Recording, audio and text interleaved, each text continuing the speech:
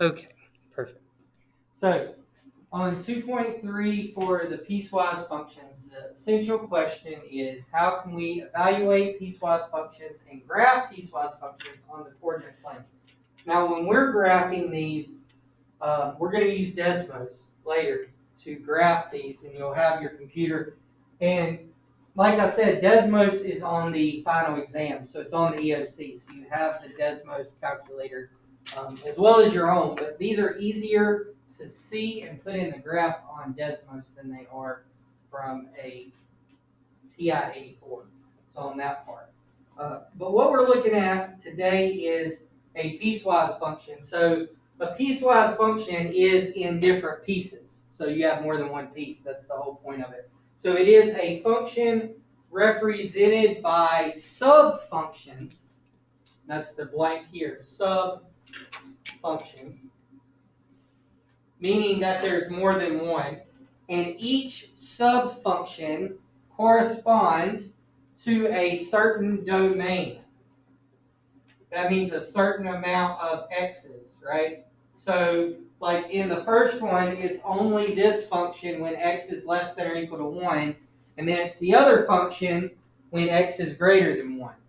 So, a piecewise function is represented by sub-functions. That just means there's more than one. You've got more than one function, and each function is only true for a certain domain. So this is our first example.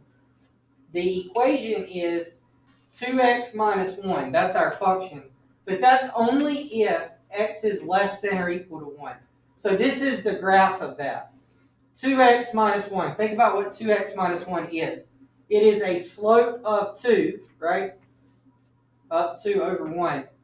But it's only when x is less than or equal to 1. So it stops there at 1, where it's equal to 1, and it goes all the way less than that to the left, right? But when x is greater than 1, so at 1 there's an open circle, then the slope is 3x plus 1. That means up 3 over 1. So if this graph would have continued, you would go up 3 over 1, up 3 over 1, down 3 over 1, right? So those are your two equations. Now, the first thing we learn to do is not the graphing portion of it, it's just evaluating it. So evaluating it means plugging a number in for x. So plugging a number in for x. So A says, what is f of 0? F of 0. Now, let's look. We have a new function down here. So we have a new function. X plus 2 when x is less than 2. And 2x plus 1 when x is greater than or equal to 2. So the first thing you have to decide is, am I using the top or the bottom, right? So I'm plugging in 0. So if I'm plugging in 0, am I using the top function or the bottom? Top. Using the top because x is less than 2. 0 is less than 2, so we know we're going to use this one. So all we're doing is saying, I'm going to use the equation x plus 2, and for x, I'm going to plug in 0. So the answer is just 2. Okay, that's evaluating the piecewise functions, kind of the basic part there. In the second one,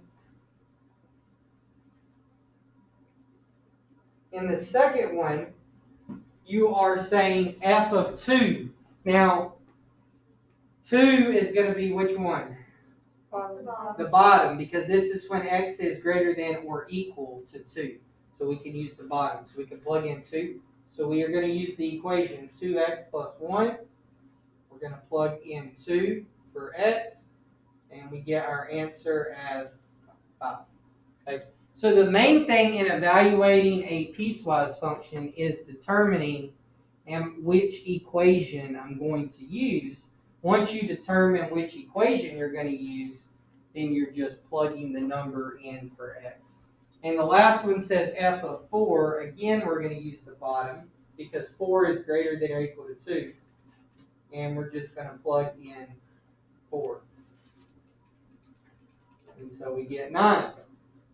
So 2x plus 1 again is the function that we would use. So that is the example 1. That's really the key for evaluating a piecewise function algebraically. Okay, so that's how we would evaluate a piecewise function algebraically. Let's look at one more. So that only had two pieces. So now we want to look at one that has three pieces.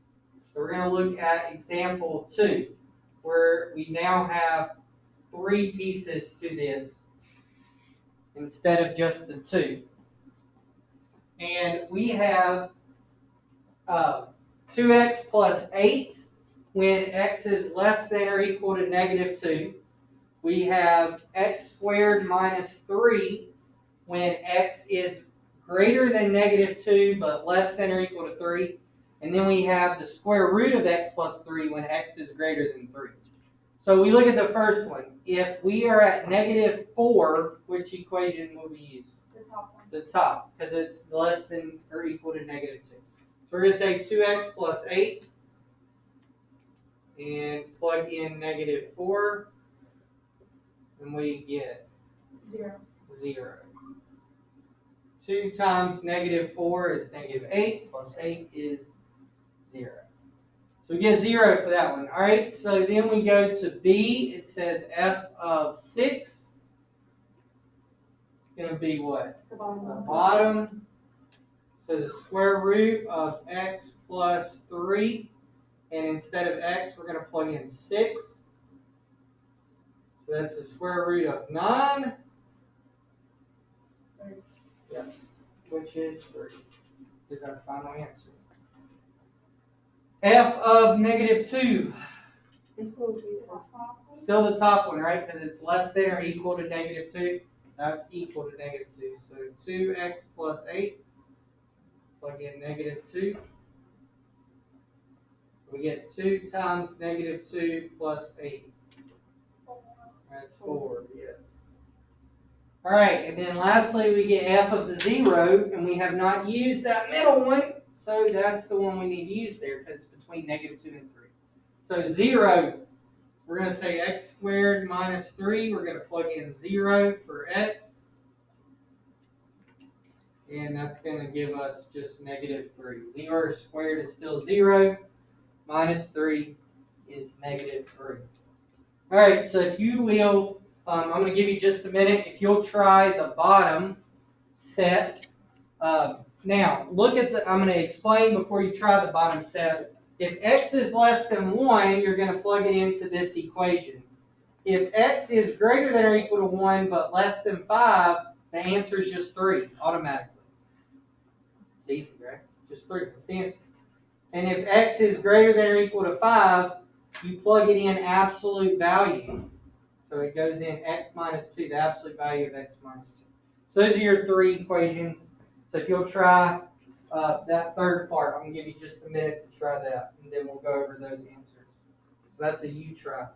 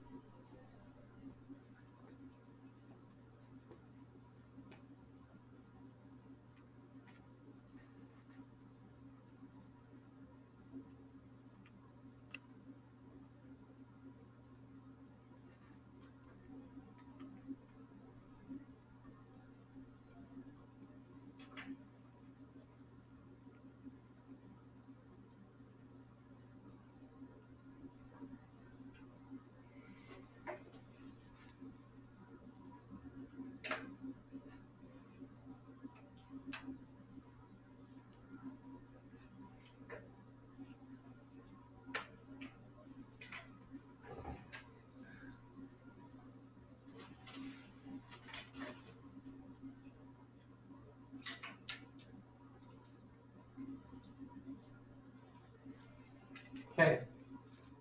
So that's what I got. Anybody got a question on those? You're going to use absolute value for A and D because they're greater than or equal to 5. So we plug in 5 and we plug in 8. And the absolute value just makes it positive, but it already was positive, so it really didn't make any difference. For f of 0, when we plug 0 in for x, it makes all of this 0, so it's just 0 minus 1, you get negative 1. For f of 4, we don't have to do anything. So if it's greater than or equal to 1 and less than 5, it just tells me the answer is 3. So you don't have to do anything for part C except write down the answer of 3. That is page 1. That's the evaluating using algebra. And typically that's the easiest of the 2 parts, is just using the algebra to evaluate. Okay? So let's move to page 2. Okay, and this is evaluating a piecewise function graphically.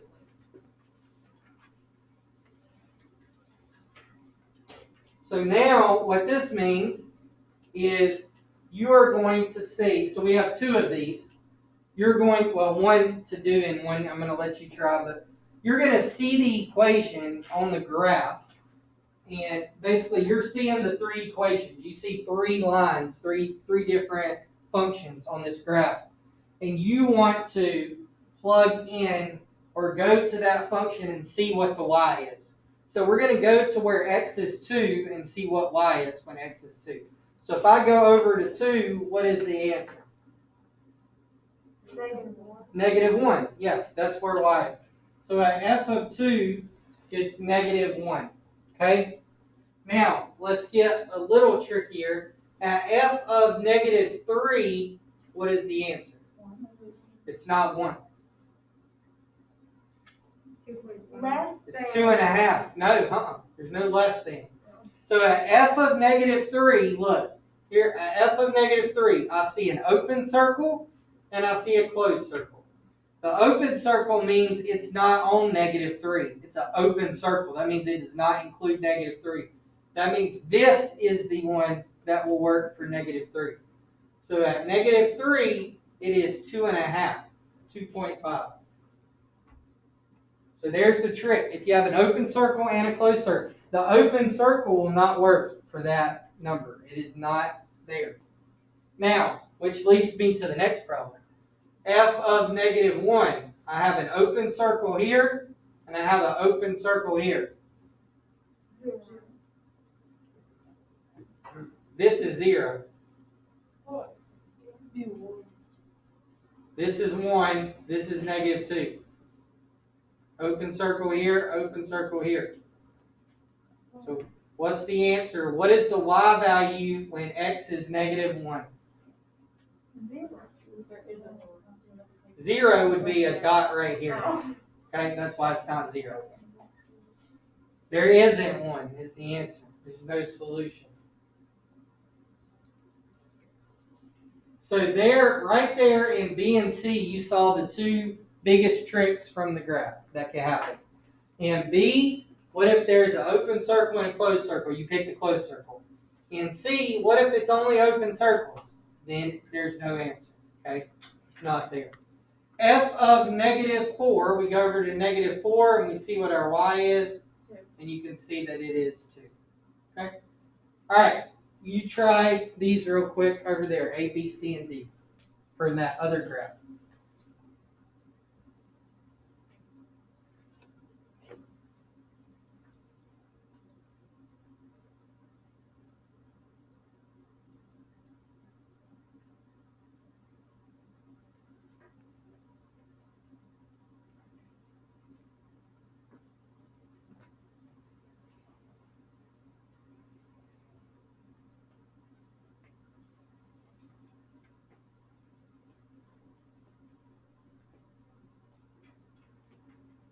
Remember, the number in parentheses is the x value, so that tells you how far to go left or right, and then you're looking up or down to see what your answer is.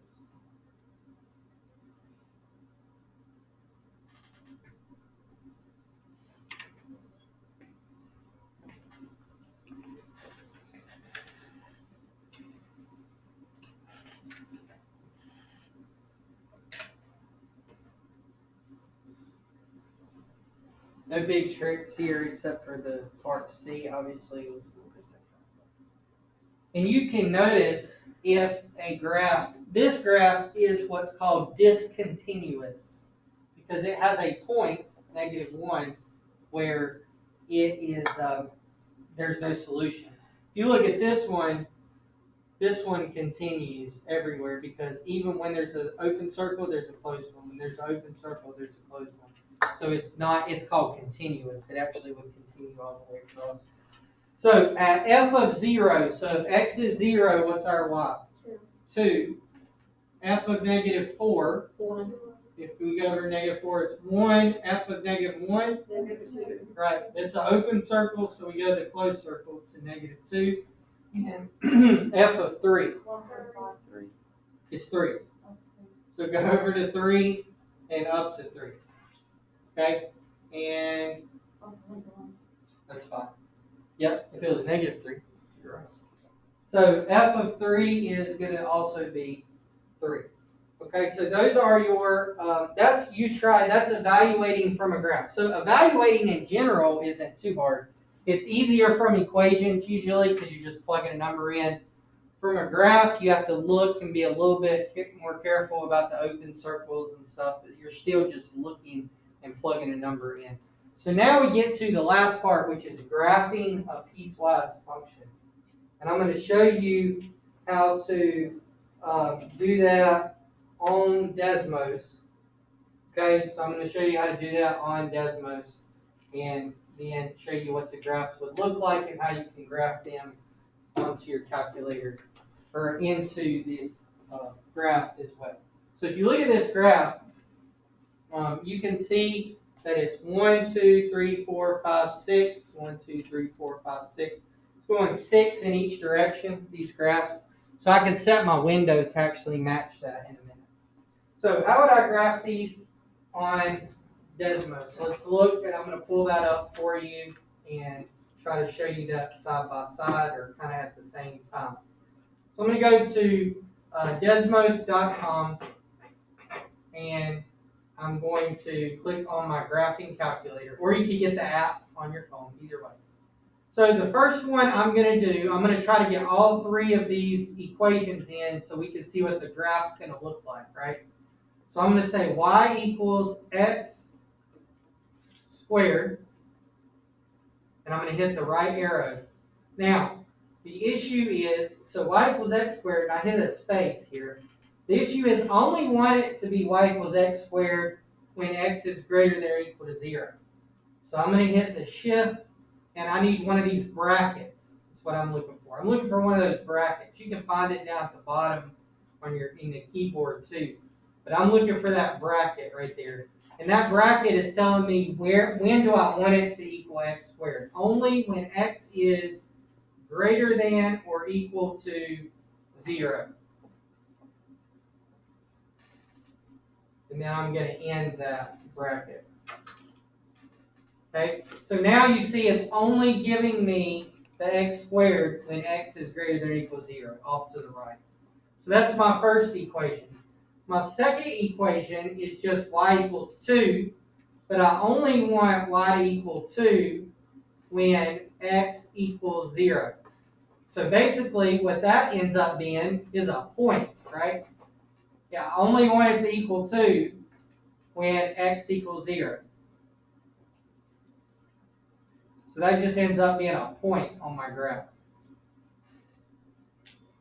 Okay? So now I'm going to go to the next one. The last one is y equals 2x plus 1, but I only want it to be 2x plus 1 when x is less than 0. Okay, so now I have my graph. So my graph is, oops, let me X that one out. My graph is a closed circle, and now you've got to think about when it would be a closed circle and when it would be an open circle, right? So the first one is x squared when x is greater than or equal to 0. Well, If it's greater than or equal to, that's a closed circle right there, right?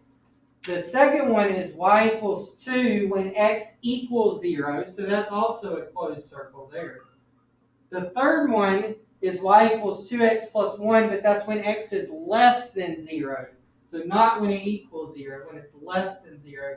So that's an open circle right there. And I'm now able to draw my graph. Now, if you want your window to match, and I'm going to move my stuff over here. But if you want your window to match the window of that, then your x could go from -6 to 6, and your y could go from -6 to 6, right? That was the window that our calculator had. And you can see there's my dot, and those are my graphs, and that's what it should look like on my paper. The only difference should be, again, remember, this is a closed circle, this is an open circle. Now, some people have said, how can you tell on Desmos if it's a closed or open circle if you're not sure? Well, go right here to where it's 0, and notice it gives you a point, right? 0, 0. Try to go here to where it's 0, and it's going to say, well, it shows you 0, 1, but it should, there it goes. It says 0, undefined. See, undefined. If you try to slide your cursor, if you hold it, it will actually go to undefined. That means it's an open circle. So it really is an open circle there. It actually shows you. But if you slide your cursor down this one, it is never going to say undefined. If you do this one, it will. Okay? So that's how to graph it on Desmos. So there's another, there's a second one here. But we'll go off of this for just a second. There's a second one. Graph the following piecewise function, and this is this is -2x plus 1. And we're going to do that when x is less than 0. So I'm going to say y equals -2x plus 1, my brackets, when x is less than 0. Then I'm going to say y equals 5, but I only want that when I want my brackets when 0 is less than or equal to x. I need to scroll on down to get that less than or equal to. Oops. One more. Less than or equal to x, and x is less than 3. And I got that one.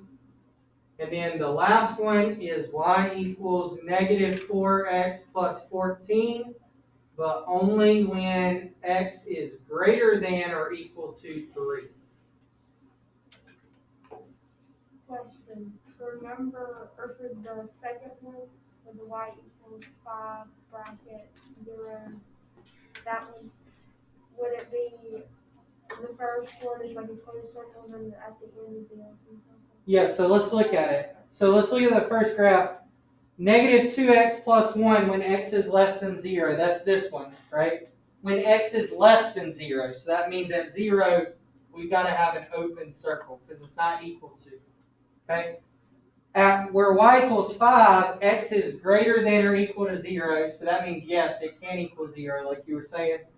Or all the way until when x is less than 3. So at 3, we have an open circle. And then the last one, y equals -4x plus 14. That's when x is greater than or equal to 3. So that means at 3, we would have our closed circle. So that's an example of a continuous function because it starts off to the far left. You have an open circle, but you also have a closed circle there. And then towards the right, you have an open circle and a closed circle there. So you always have a closed circle or a line going through all of those. So that's an example of a continuous graph there because you always get a closed circle at some point. Okay, so it doesn't matter what x I'll pick, we could find an answer for it. If I pick x is 0, the answer would be 5. If I pick x is 3, the answer would be 2. If I pick x as any other number, I'd still get an answer. Right?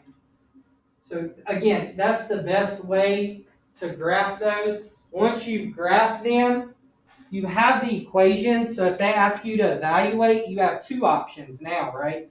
You could evaluate using the equations, or you could evaluate looking at your graph.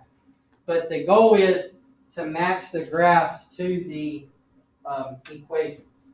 Okay, so I'm going to take this off the screen, and then you can try this last one. It's only a two-part.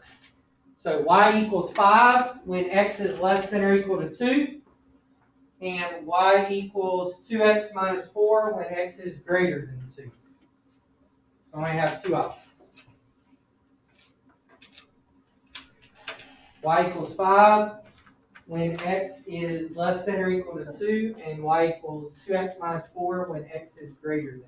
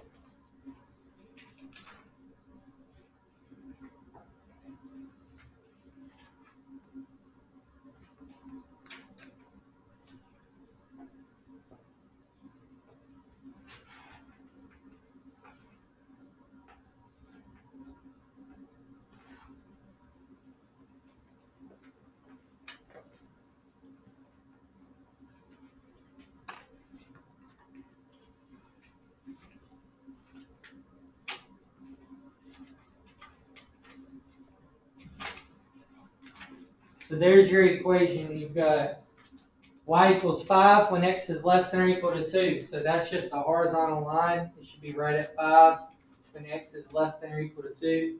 The other one, 2x minus 4, means it has a slope of 2 and crosses down at -4. Your graph will do that for you. But it's only when x is greater than 2. So when x is 2, it would be right here. And it goes up 2 over 1.